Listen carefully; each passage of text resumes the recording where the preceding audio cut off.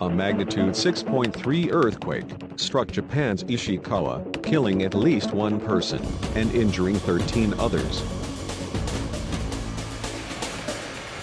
The next news is from Iran. Iran, which is among the top 10 countries capable of building and launching satellites in the world, will assist Syria in building the necessary satellite in the communications sector, said Iranian Minister of Communications and Information Technology Issa Zarpour.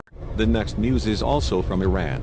The video shows a responsible Iranian police officer rushing to extinguish a burning car that has obstructed the traffic in Isfahan. یه خودرو 206 تو خیابان شمس‌آبادی اصفهان آتش گرفته.